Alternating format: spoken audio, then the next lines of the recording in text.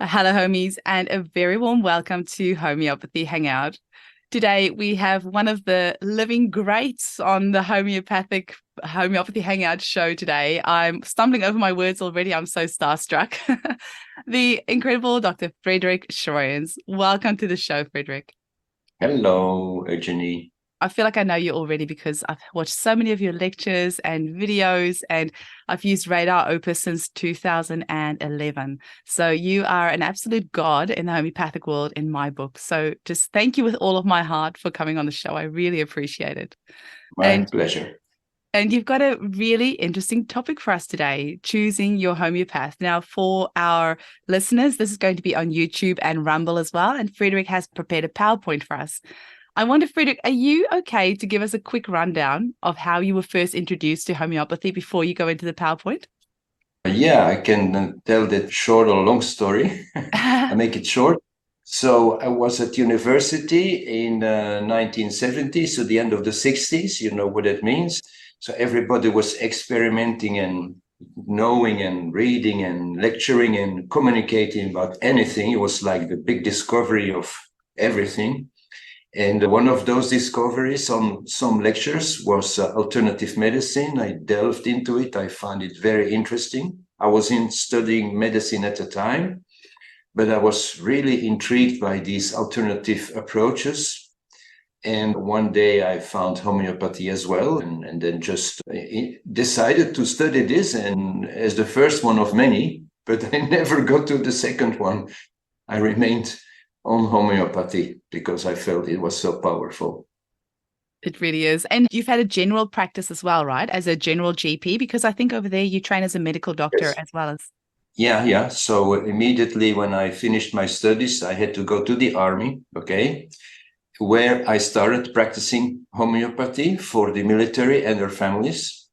And ever since, I've been practicing homeopathy, let's say, full time. I didn't know that. So you were help supporting their families as well. I was in a caserne in Germany, and I started to treat a few people, and it was like a close community because this was Belgians living in Germany.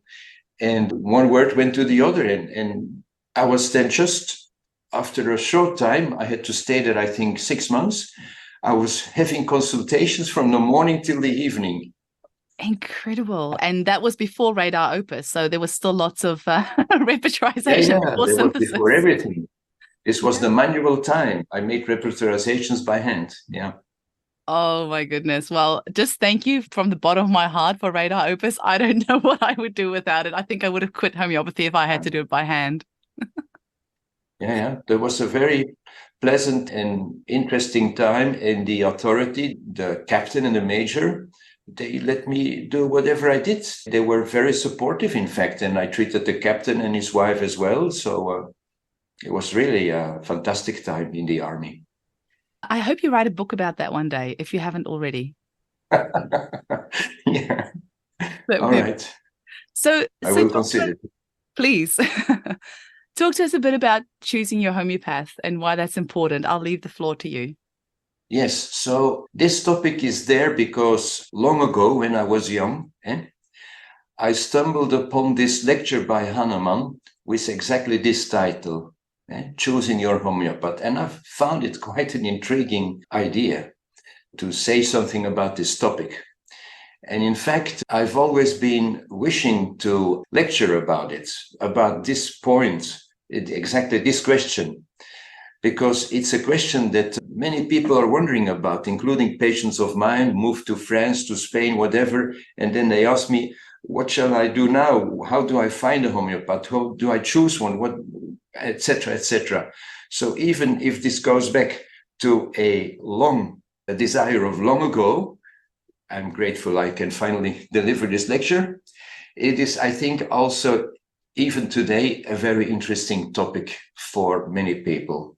And so I'll start with a little history. So there is, of course, we know the Organon, which is like the main book where Hahnemann summarized his experiences, and we call it his philosophy. It's basically the summary of his experiences. And as you may know, he published that between 1810 and 1833, fifth edition, and even a sixth edition in 1842. So this is just history.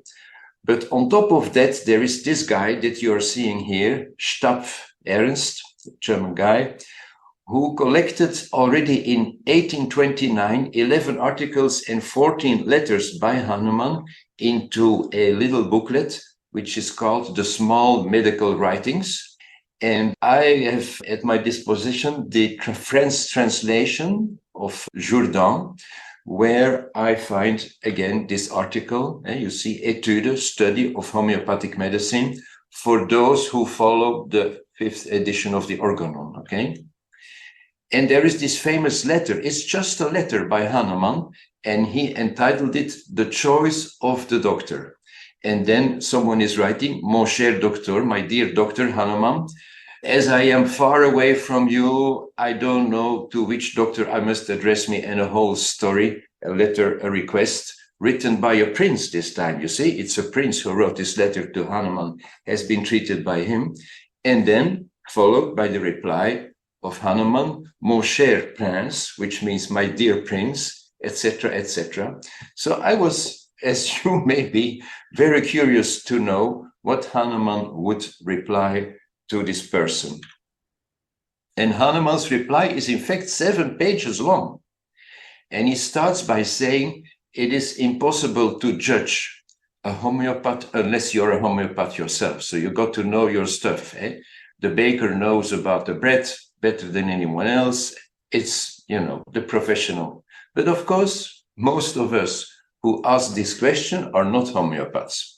And then he says, what I will do is I will describe 3 types of doctor of homeopaths.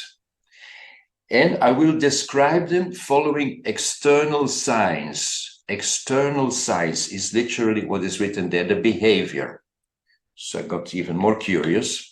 And then he speaks about this type A, where a homeopath is having this distinguished behavior and focused with his attention to distinguished people, shows not too much emotions, and is like into society and his position and how he's considered in society. So obviously Hahnemann is saying in his letter, this is not the perfect homeopath or doctor, okay? And then he describes type B, which is very different. It's someone who starts working 7 a.m., sees a lot of patients, runs through the city, etc., has not much time, in fact, almost no time for stories to reply to the patients. The waiting room is very full. And maybe just because of that, he's highly reputed. Hahnemann again says, well, this is not the guy you should trust.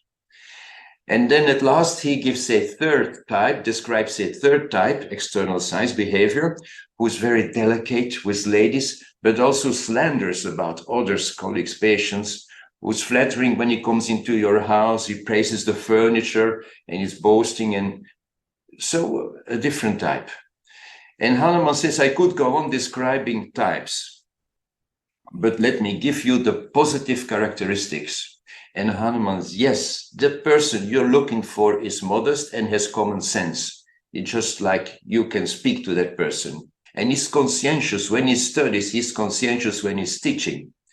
And when you ask a question, the reply is clear. It is not vague, it's to the point. You see what I mean? And most of all, there are no unsolicited statements. It's just about what you need, what you're asking. The ideal homeopath is not irritable, impatient, brutal, etc. There is no contempt, whoever the patient is, whatever the patient does, whatever the patient says. It makes me think of sometimes our patients come in with those very strange symptoms. Even me, after these 45 years of experience, every now and then I hear a patient coming in saying something which I almost cannot believe. What is my reaction? To say, oh, contempt or disagreement or disbelief? No, I check it in the repertory, okay, whether someone else reported this before, and we may have an interesting clue to the remedy.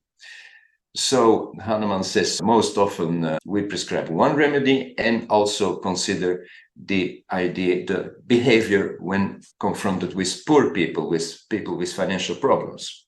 So I read this article and then I said, yeah, but most of what he is saying is, which was normal at the time, is when you meet this your would-be homeopath in like a social environment where you drink tea and coffee together in a coffee house, in a whatever.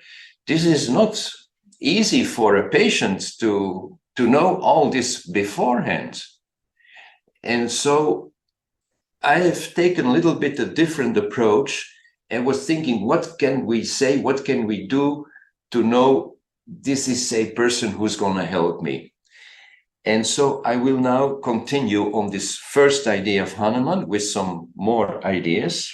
And the first idea is, what can you do to know about the homeopath before the consultation, before you even go there, you see? And our big friends there are the pharmacists. And so I suggest to my patients to go to the pharmacy who sells homeopathic remedies. And in every town, most of the towns, maybe not every country in the world yet, but let's say many, many countries, the pharmacist can tell you, oh, it's the other pharmacy is selling. They know from each other. So you'll end up finding a pharmacy who is dispensing remedies. And the one question I suggest that is asked is, do you know a homeopath who is prescribing one remedy? So this may be obvious for some people, while at the same time, some more people may say, well, does it need to be one remedy? I mean, why this criterion? And even Hahnemann has been prescribing 2 remedies and stuff like this. Why? Well, okay, yes. Let's start with the old man and going back to the organon with paragraph 272, there is this clear statement that in no case more than one remedy is required. So it's a very clear statement. So even if Hahnemann indeed made some experiments, and it was all about experiments with Hahnemann. His whole philosophy was not just philosophy because of thinking, it was philosophy because of the result of experimenting. And so as a result of his experience, he very clearly writes in several places of his writings, also in this last edition of the Organon, this paragraph, one remedy. Nevertheless, it is true, it's absolutely true that since Hahnemann, homeopathy has evolved in many schools, many approaches, many strategies, prescribing strategies, etc., and that even we could divide types of homeopathy into 3 areas, which is the unicist, pluralist, and complex homeopathy. And this means unicist is like you give one remedy at a time. Pluralists, they would give several remedies in a quick alternation, like in the morning this, in the afternoon this, and the next morning this, and the evening this, etc., and maybe a different one on Sunday. So it's several remedies in quick alternation. I emphasize quick because you may say, yeah, but my unicist homeopath prescribed me pulsatilla, and now 6 months later prescribed me cyclamen is not always one remedy. Yeah, but this is a difference. Pluralist is quick alternation, okay? And then at last, complex homeopathy, where several remedies are put into one bottle altogether. Now, I would like to explain a little bit more about this. I will start from bottom upwards about complex homeopathy. Complex homeopathy is mostly disease-related. And some of these complexes, they carry names, or it is just written on the bottle, on the little box, what are they for? And it's a disease, it's diarrhea, it's a complex for migraine, and you take this angina sit, it's angina, it's for your sore throat, to give an example. And this, in a way, is not really the homeopathic approach, is because we don't treat the disease, we treat the patient. And this is not an abstract saying, this is an essential reflection of how we think. And what is the way we think? Well, if someone comes with a disease, obviously, yes, a sore throat, and the next person comes with a sore throat, yeah, they come with a disease and the disease should be cured. But our approach is to individualize those persons. Whereas a classical doctor may prescribe the same antibiotic, amoxicillin, whatever, for the sore throat in successive sore throat patients, we may see on the same day several patients with a sore throat and prescribe different remedies. So individualization is, for example, what Bönninghausen, who lived at the time of Hahnemann, is stating here. We need to know what the patient has, a sore throat, a pain, a stitching, a burning, where it is, and then it's modified by what? We call those modalities, modified by cold drinks, by a warm scarf, whatever.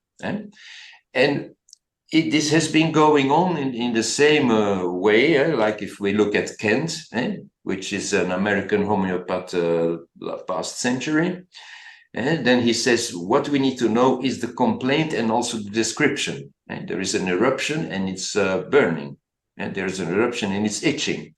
And he specified a little bit more in detail the localization. And also the sides are important. Left side sore throat, right side sore throat, extension, pain in the eye going to the occiput, whatever. And modalities is split of times, because as in acupuncture, times can be very important to know the remedy. So you begin to see what is meant by individualization and how important it is in the whole homeopathic story. We're not speaking about like a headache, we're speaking about a headache, exactly where, exactly when, and better and worse from what, okay? Then some people will say, yeah, okay, you have nice ways to convince me of different remedies, but we put them in a complex, and the complex is the sum of the remedies. It's just more easy. There are some remarks about it. So first of all, it is definitely true that complex have some effects. So some people, they will get better by taking complexes. But there is a logical problem. For example, we have a remedy where the headache is increased at 10 a.m., starts at 10 a.m. and lasts for a few hours, nature mure. And we put it in the complex for headache. Then we have another remedy, which, among others, has a specific aggravation at 16 hours, yours say 4 p.m., for a few hours again, just like a podium, and we put it in the complex of the headache. And now, with a few other remedies and for other reasons, whatever, that headache complex is taken by the person who has the headache starting at 10 a.m. Will that remedy work? Or what happens with the remedy which has the aggravation of 4 p.m.? Or what happens if the person has no time-wise aggravation at all? So there is some, what happens is really the question when you put all those remedies with, and some of them have tens of thousands of symptoms. What happens when you put them all into one bottle?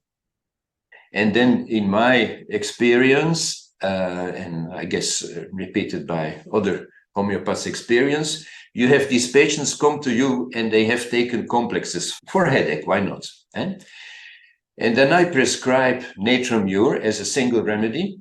And they may say, oh yeah, but this complex didn't really help and nature mure was in it, so why will nature mure help? Because I've been taking it already for a year, I've been trying complex with, well, wait a minute. The experience is, even if nature mure is in the complex, that giving nature mure alone will help the patient if it's indicated.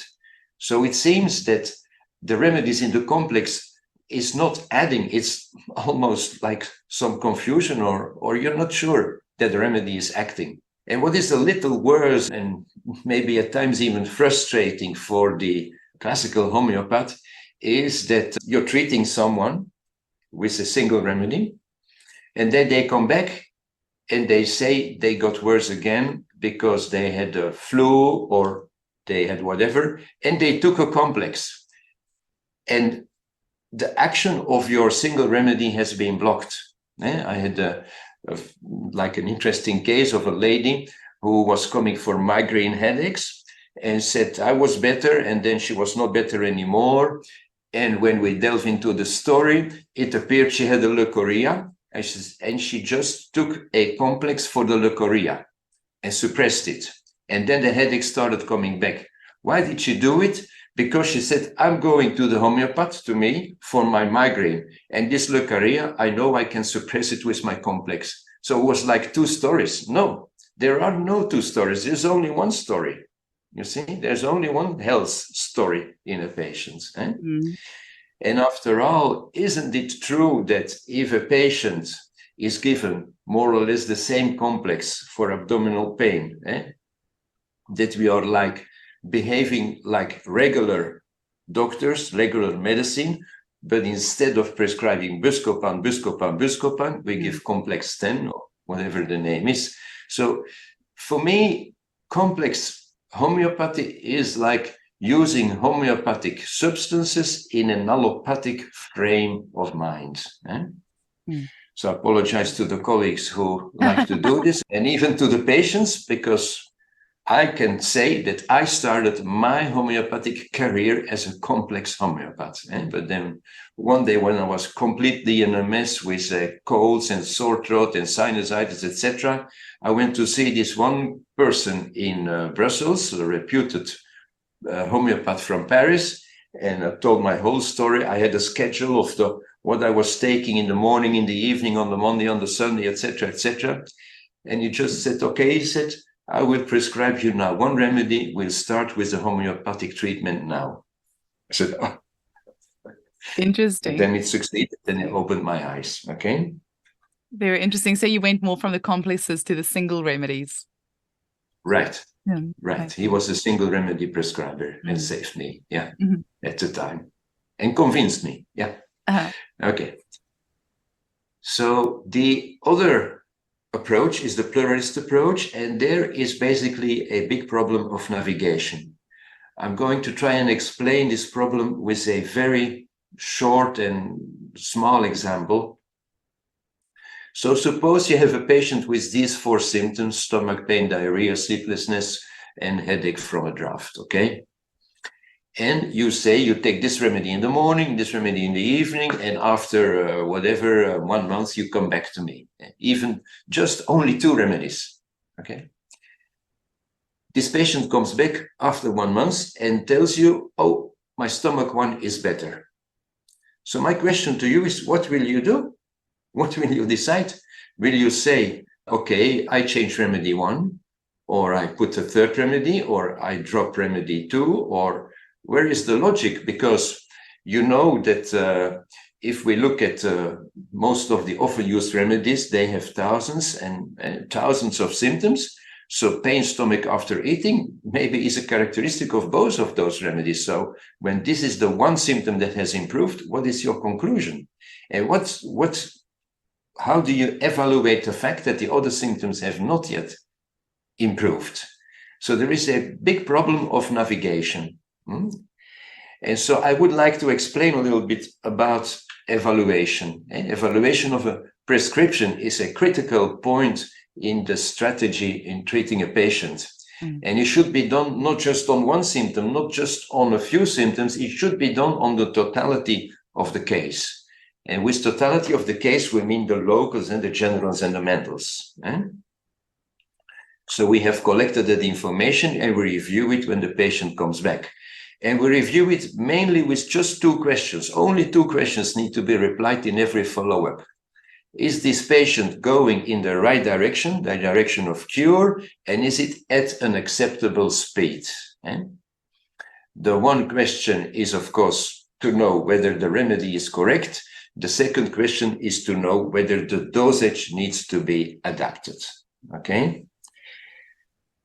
So in homeopathy, and there is what we call the law of cure, which was formulated by Constantine Hering, United States homeopath, and which describes in these 4 very easy ideas what defines the direction of cure. So symptoms go in reverse order. The symptoms you developed most recently, the diseases, are the ones that are cured first. We go down the road to history.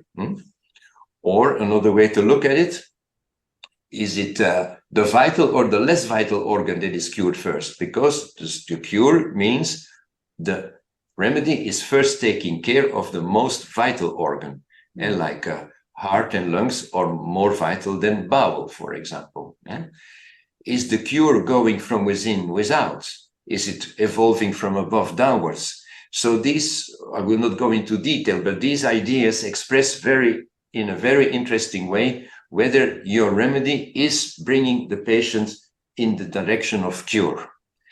One thing many people, even colleagues, don't know is that there is a level of importance. The first law overrules the others. So the classical example is when someone developed eczema in several places of the body. We would like to see, according to rule number 4, that first the eczema is healed on the face and then the chest, etc., downwards, you understand? When it does not happen, it may mean that it is the reverse order, that the eczema, for example, first appeared on the face and then later on the extremities, etc. And so then you will see that the cure is better defined by the first rule, which is reverse order of symptoms. And to make just to it say, more confusing, I just Colin Griffith's seminar, he was saying with the chakras, it heals from the bottom up. So that's sometimes I feel that's very confusing, but that's very interesting that you say. So the reverse order of symptoms, that's actually the most important rule. The reverse order, so on the timeline. On the timeline. Okay. So the most recent complaint will be the first thing to go. Yes. That's definitely. When you're assessing whether it's the right remedy or not, that's the main key thing that you want to be looking at, that the most recent complaint is resolved first. Okay. Yeah. So this is also, we can say it with a little laugh, but this is the way we rejuvenate people, because we bring them back to the balance they had when they were young. Yeah. You see?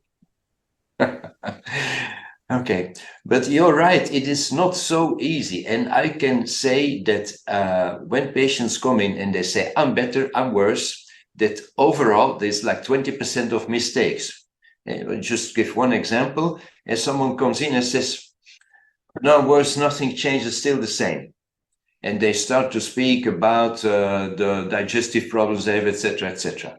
So I note everything, but then totality of the symptoms. We got to go through the list, and then I say, oh, and what about the migraine? The migraine is gone, but it's just my problem is the bowels. You see, but they focused on the bowels, and the bowels haven't moved yet, and so they say we're the same. So it is based on the totalities. We know, no, you're improving, and just more patients will go on with the treatment. Okay. And this is another way, the more scientific way, almost to evaluate a patient, and we do it in many of the research papers, is the Oridel. In classical medicine, we have all these schemes to evaluate menopause, depression, etc., with long question lists and precise symptoms. Is this and this and this improved? This, for me, is the best scale by my friend David Riley, is just saying, like in one word, better, worse, much better, much worse, cured. This is the result of a thorough and overall evaluation. And this is what I think we should do, because we're speaking about the patient. It's not about one disease. The patient comes with migraine, digestive problems, maybe some arthritis in the knee. It's not about the evolution of one disease. It's about the evaluation of the patient as a total. Absolutely. That's actually a really good scale. That would be a good one to give to all your clients to kind of evaluate, at the end of each consult, once you've gone through it all with them, and just so they can kind of evaluate themselves. Yeah, but I think you should do this at the end of a consultation, because they often come in and they say nothing's changed, and then you go through everything and then they go, oh yeah, the migraine's gone, da-da-da. So then you should get them to do this Oridel afterwards and see where they are on the scale. Yeah. It's the totality that is evaluated. And so then after complex and pluralistic homeopathy, we come to the unicist homeopathy, which means one, prescribing one remedy, which is like the holistic approach. You've been hearing me speaking about the whole and totality, etc. already. And holistic is like a very contemporary word, and the dictionary, Merriam-Webster in this case, defines it as a medicine which attempts to treat both mind and body. Okay, holistic. And even if it is a contemporary word, there is a whole history that goes back to before Christ, because even Socrates, this is a quote from Socrates, said, a part can never be well unless the whole is well. Isn't that very nice worded? And Hippocrates also has been speaking, the father of medicine has been speaking in this direction, the whole. And so this holistic approach, basically, throughout the ages, the idea hasn't changed.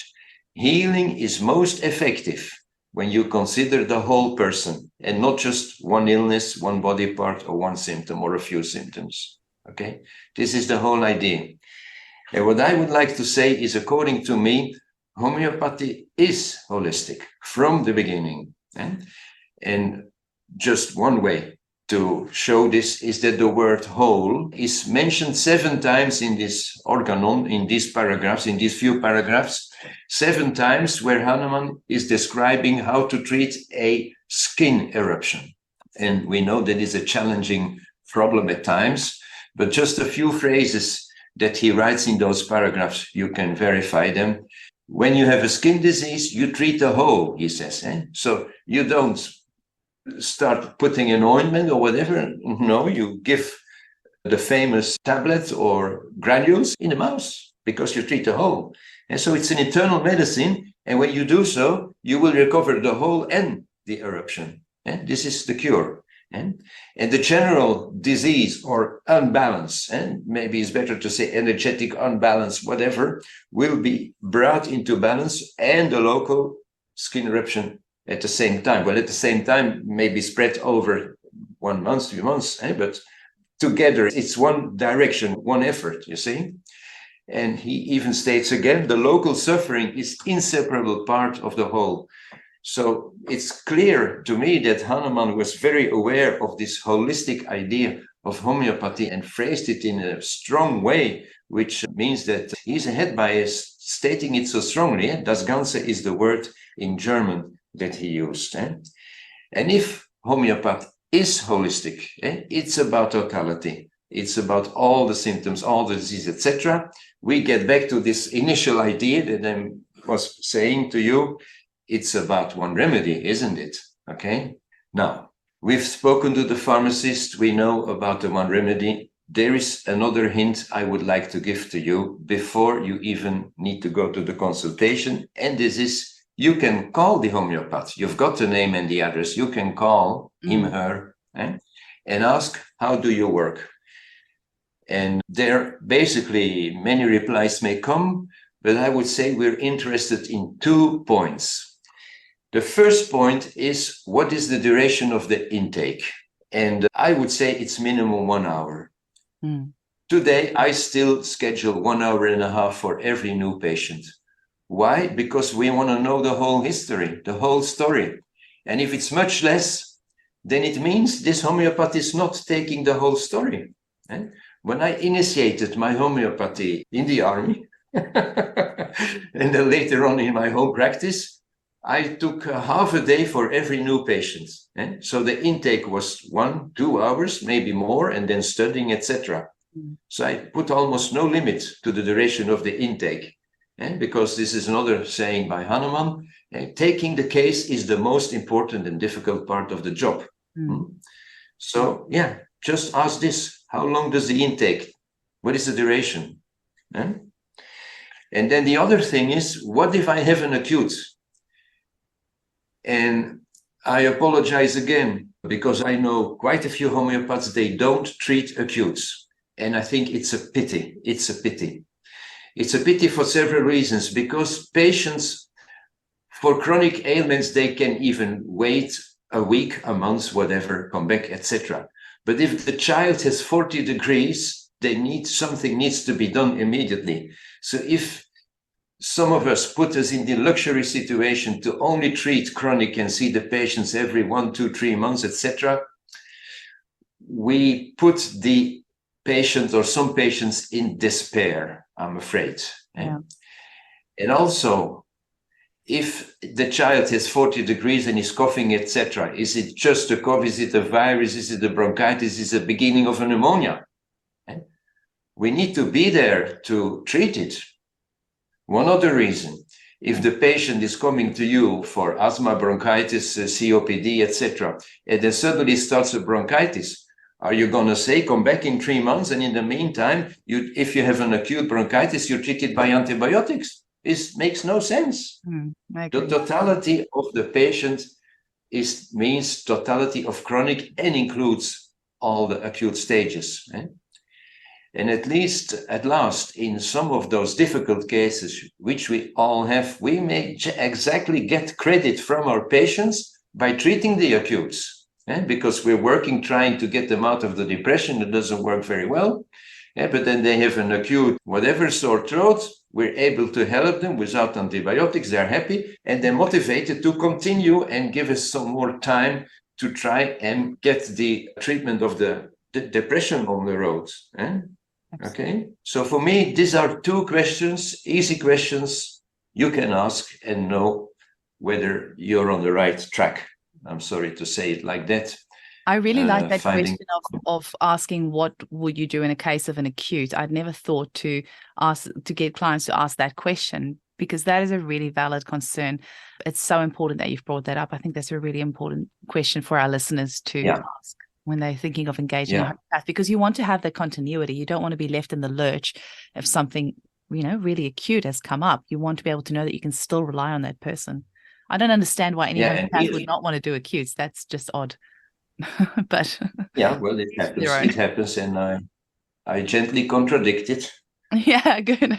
Okay, so let's just review a little bit here the different ideas to conclude. So when I revisit now Hahnemann's criteria, I rephrase them a little bit. Okay, so instead of a society thing, it becomes maybe something interesting after all. Coffee shop, etc. No. The homeopath should not be a dandy. They should be interested in all your symptoms, okay? And they should not be running as a workaholic and overworking. They should take time. And slander and boast and flatter, no. This is not what you want to hear. This is not the communication you want to have. You must have a person who's modest. And then the contemporary rephrasing of no unsolicited statements is something which unnerves me every now and then. You're eating with 10 people at the table and someone is taking a lot of salt and they'll say, you're nature mure. Your remedy is nature mure, okay? Restaurant homeopathy. You say 2, 3 things and they know your remedy. Well, no. We know the remedy after we have taken the case. And so making such statements in a restaurant or wherever based on very little information, I think is not good. It shows you don't take the patient seriously, or the potential patient even seriously, okay? And then just the other criteria I brought on is, well, basically I would like to say these criteria come from what I understand that homeopathy is. And I hope I have emphasized and explained and motivated you to go along with me in this direction, that homeopathy is a holistic medicine, and therefore we need one remedy matching that totality. And to find it, we need a 1-hour intake, and to have the totality also in acute and chronic. This is the true holistic approach. And at that time, we will not be looking at homeopathy for a symptom, not for a disease, but homeopathy as a way to take care of your healthy life. And this is shown by the fact that now I have patients whom I have been treating for 20, 30, 40 years, and they're still with me. You see, still alive as well. But they're still with me. They made the choice, and not just for the sinusitis. What can homeopathy do for my sinusitis? No. How can homeopathy help me to have a healthy life? This is really the background of the whole idea. And you want to find a homeopath who goes along this path with you. That's my little lecture about choosing the homeopath, and in a way, the homeopathy, I think that is relevant. I love that, Frederik. It's very grounding. It gets us back to basics about what is actually important. And I think that's really grounding and very necessary. So I really appreciate you sharing that with us. I just Yes. have a question. Whenever I see somebody like you that's got 45 years experience, what is that like? I mean, it must be the most incredible gift to have these families that you've been working with for so many decades, and you've probably seen some children and maybe even some grandchildren. Yes, indeed. Right. It must be the That is hugest, correct. it must be the hugest gift. Yes, yes. Those patients are mostly happy because this is why they have been coming back and back again. And I'm happy and proud that I've been able to take care of their health problems. And some of them came out of dark places and they had like a really good life when they improved. And in fact, I ask patients to come back. I don't say, here is a remedy, bye bye. No, I ask them to come back because I tell them, listen, we have ways in homeopathy to perceive orange lights. Don't wait until there is a red light. Come back every now and then. And I run through my list of previous complaints. I run through some characteristics, etc. And maybe I perceive, oh, something is happening, something is coming back. And we repeat the dose or we even change the remedy, whatever. But we try to react on orange lights. This is for me the ideal situation. Of course, the first step is to cure and alleviate whatever symptoms, diseases there are, but then to be in this preventive mode and try and keep the patient into balance again and check in. Out balance? No, go back, stay there. That's wonderful. And how lucky for your patients to have somebody there that's been with them such a long time. That's, like you're the one constant in their life that they know that they can go to and they have that. So how lucky are your patients to have that consistency? Yeah.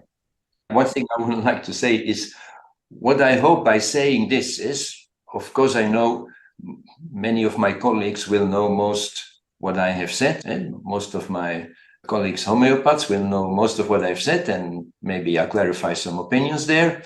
But what I would like mostly is that patients help beginning homeopaths or doubting homeopaths who do a little bit of homeopathy to go on this road and to study or to become more experienced into this direction because of the request of patients. Let it happen from the bottom, from the grassroots, that this type of medicine is requested. Absolutely. Amazing. Frederik, are you still taking on new clients or is it just your existing clients? And how can people get hold of you? And have you got a particular place that you prefer that they get hold of your books or any of your works? As in many countries, the demand for homeopathy is much, much higher than the number of homeopaths and the number of days and hours they have available. Yeah. So unfortunately, I have a waiting list for the moment. It's January, so 6 months, 6 months. So I'm still seeing patients, but yeah. So we need to figure out how to clone you. Well, I'm trying. I'm trying very hard. Yeah, I'm trying very hard. And yeah, this one, if I may just say this at this moment. So I've been speaking about this whole idea, trying to motivate people to work in a certain way, to request homeopaths to go deeper into this art and science. And I've not been speaking about our projects, but I would just like to mention this website where you can find us as a tool maker to assist the homeopathic professionals to prescribe in this way. Yeah? Yes, for anybody who's just listening and not on YouTube, it's radaropus.com. And I have been a Radar Opus, evangelistic Radar Opus user since, like I said, 2011. I do not know what I ever would have done without it. And now that the new Adonis is out, which was it about May last year, Adonis came out, I think. It has completely revolutionized my practice.